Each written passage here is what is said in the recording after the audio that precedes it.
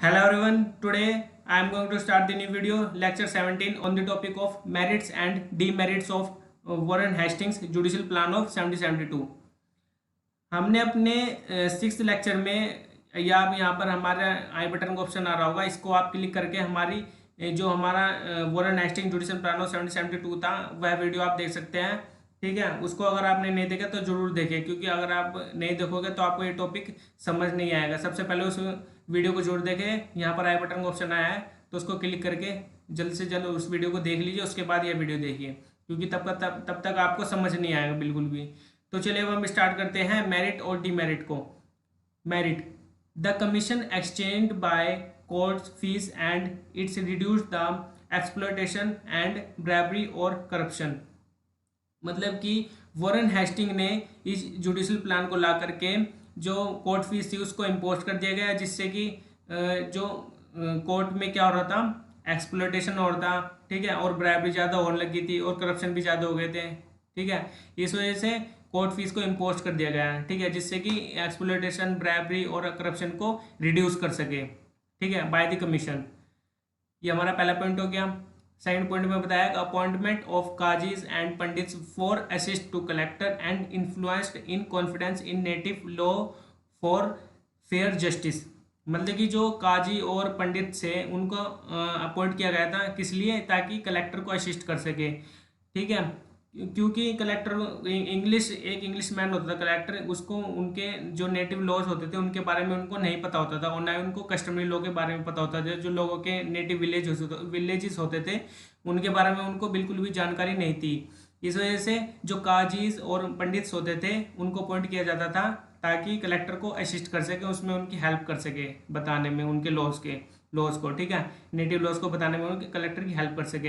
And influenced in confidence in native law for fair justice, जिससे कि जो native laws थे उनके अंदर उनको फेयर जस्टिस मिल सके, ठीक है, और जो नेटिव पीपल्स थे उनको मतलब कि विश्वास हो सके अपने लॉज में, ठीक है, ताकि उनको फेयर जस्टिस मिल रहा है।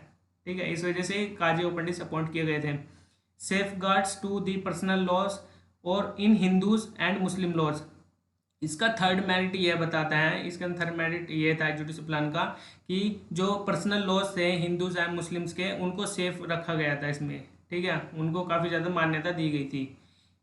फोर्थ पॉइंट बताता है मेरिट्स का, functions of the Diwani and Faujdari Adalat were separated and not scope for confusion.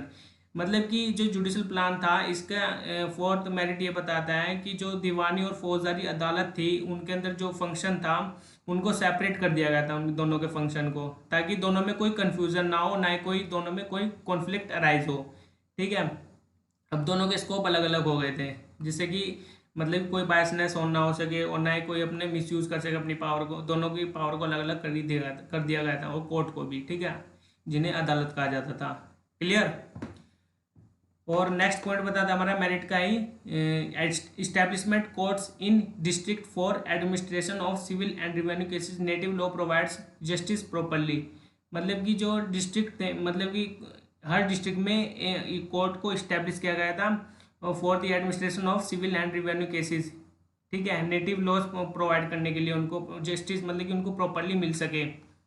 मतलब कि हर एक कोर्ट में सिविल और रिवेन्यू केसेस को डिसाइड करने के लिए इस्टेब्लिश की गई थी डिस्ट्रिक्ट कोर्ट, जिन्हें डिस्ट्रिक्ट कोर्ट कहा जाता था, ठीक है, for the provides properly justice मिल सके उनको, जो नेटिव लॉज से नेटिव लॉ अप्लाई करके जो नेटिव पीपल्स है वहाँ के नेटिव विलेजेस के, उनको प्रॉपरली क्या मिल सके, जस्टिस।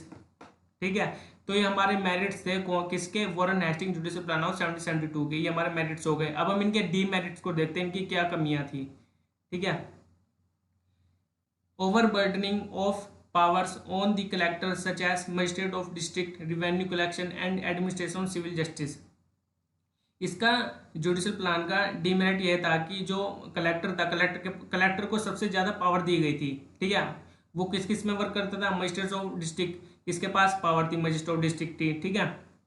रिवेन्यू कलेक्शन, ये रिवेन्यू कलेक्ट भी कर सकता है कलेक्टर, ठीक है, and administration of civil justice, इसके पास सिविल केसेस को डिसाइड करने की भी पावर थी, ठीक है। ये देखिए इतना वर्कलोड था, और भी ज़्यादा काफ़ी पावर थी इसके पास। वैसे अगर आपने पहले वीडियोस नहीं देखी है, और अगर आपने हमारे जुडिशियल प्लान ऑफ 1772 का वीडियो नहीं देखा है तो आप उसको जरूर देख लीजिए, ठीक है। यहाँ पर मैंने आपको ए बटन का ऑप्शन दे दिया था शुरू में ही, तो आप वहाँ पर जाकर क्लिक करके देख सकते हैं। In this judicial plan of only single department in civil and revenue judicial to the collector, मतलब कि जो सिविल और रिवेन्यू के जो कोर्ट थे, ठीक है, जो कलेक्टर थे उनके जुडिशन को एक था, मतलब कि उनकी एक ही जुडिशन में था, मतलब कि जो कलेक्टर था उसी के पास पावर थी, उसी के पास जुरिडिक्शन थी कि वह सिविल और रिवेन्यू केसेस को डिसाइड कर सके, क्योंकि एक ही डिपार्टमेंट में आते थे, ये क्या आते थे, सिविल और रिवेन्यू के जुरिडिक्शन, और वो भी किसके पास पावर थी, कलेक्टर के। तो इसका भी ये बहुत बड़ा डिमेरिट था, ठीक है, इसके अंदर काफ़ी बायसनेस भी होती थी। तो आगे देखते हैं अब हम, native law officers is misguiding to the collector because no knowledge to the native laws. देखिए अभी हमने ऊपर क्या देखा था, काजीज और मुफ्ती को अपॉइंट किया जाता था ताकि वो कलेक्टर को असिस्ट कर सके, उसकी हेल्प कर सके for apply the native laws.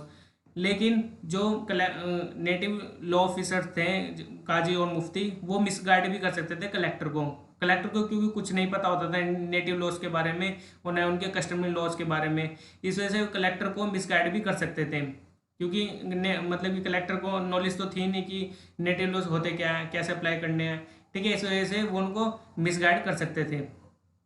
इसकी सबसे बड़ा डिमेरिट्स ये था, lack of adequate communication could not keep a check on the function of collector, मतलब कि जो कलेक्टर था, कलेक्टर को सबसे ज़्यादा पावर दे दी गई थी, ठीक है, इस वजह से उसके ऊपर मतलब कि कोई चेक एंड बैलेंस भी नहीं होता था, मतलब कि उसकी कोई चेकिंग भी नहीं होती थी, क्योंकि उसके सबसे ज़्यादा पावर दे दी गई थी, ना उसके साथ कोई कम्युनिकेट की जाती थी बाय दी अथॉरिटीज़, जो इससे ऊपर अथॉरिटीज़ होती थी, जो इंग्लैंड में अथॉरिटी मतलब कि क्राउन कोर्ट थी, ठीक है।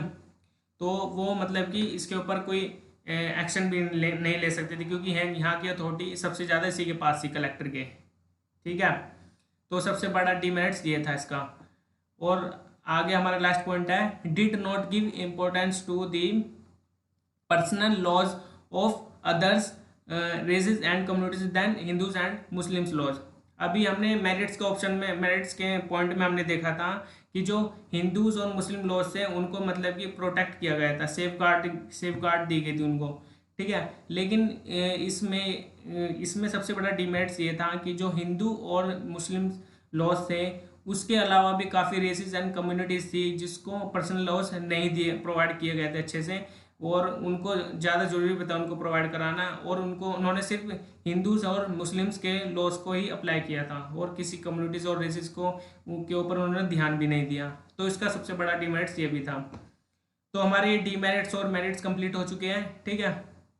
आप इनके स्क्रीनशॉट जरूर ले लेना, और अगर आपने हमारे सभी लेक्चर